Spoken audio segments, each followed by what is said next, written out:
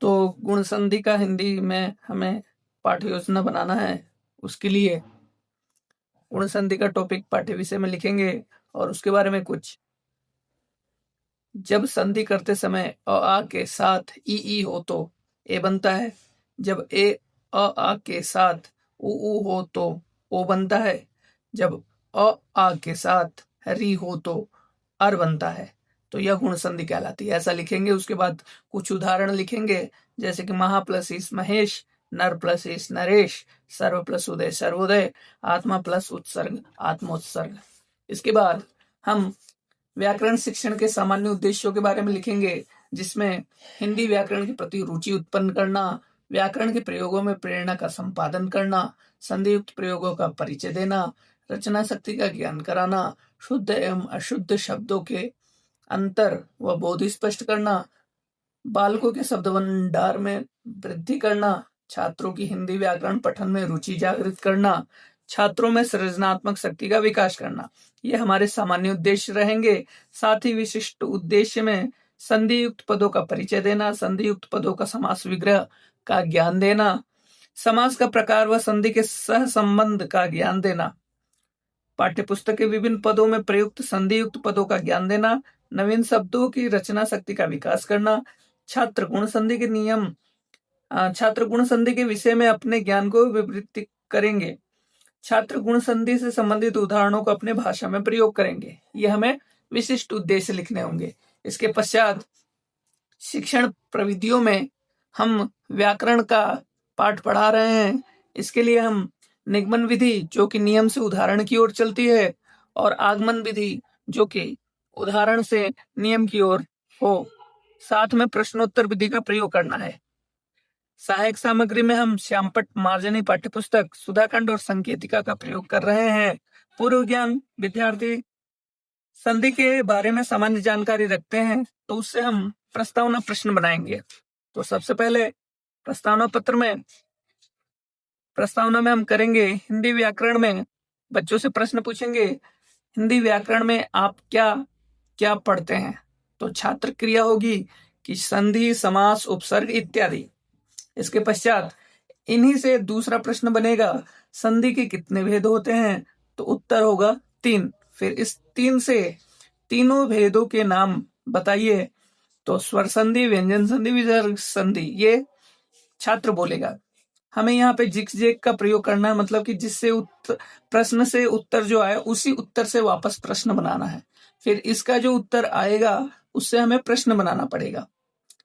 स्वर संधि के प्रकारों के नाम बताइए। तो इसमें यण, आयादी, गुण, वृद्धि आदि वो बताएंगे। फिर इसके बाद जो भी आप अपना टॉपिक पढ़ाना चाहते हैं, मान लीजिए कि गुण संधि है, तो हम बच्चों से पूछेंगे गुण संधि के बारे में आप क्या जानते हैं। तो ये उनके लिए प्रॉब्लमेटिक होगा।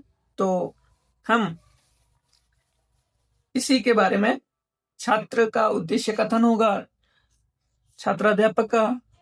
तो आज हम गुण संधि के बारे में विस्तार से पूर्वक अध्ययन करेंगे और छात्री से ध्यानपूर्वक सुनेंगे। प्रस्तुतिकरण में सबसे पहले छात्राध्यापक विषय वस्तु को स्पष्ट करने के लिए छात्रों के समक्ष उदाहरण प्रस्तुत करेगा।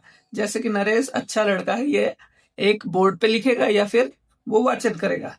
प्रस्तुत वाक्य में रेखांकित पद क्या है, यहाँ से वापस प्रश्न पूछना है हमें।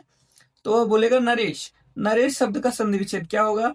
नर प्लस ईस। नर शब्द के अंतिम स्वर क्या है? तो अ। इस शब्द का प्रथम स्वर क्या है? तो ई। तो अ ई स्वरों के योग से कौन सा नवीन शब्द बनेगा? तो छात्र या तो उत्तर देंगे या फिर उत्तर देने का प्रयास करेंगे।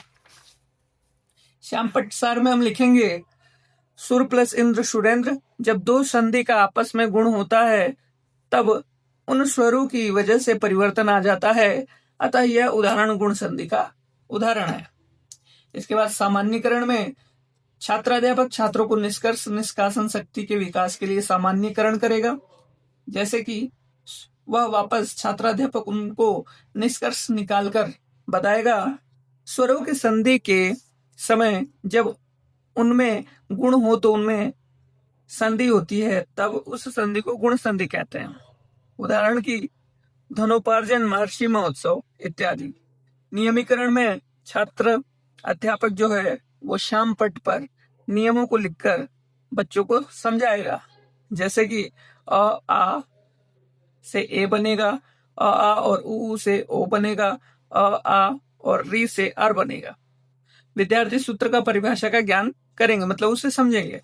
इसके बाद प्रयोग में छात्राध्यापक प्रयोग व अभ्यास के द्वारा छात्रों को अभ्यास के अवसर प्रदान करेगा, जैसे कि भारतेंदु, इसका संधि विच्छेद करवाना है, महाप्लस उत्सव, इसका संधि करवाना है, धनोपार्जन में जो भी आप उदाहरण लेना चाहें वो इसमें प्रयोग करके आप बच्चों को दिखा सकते हैं।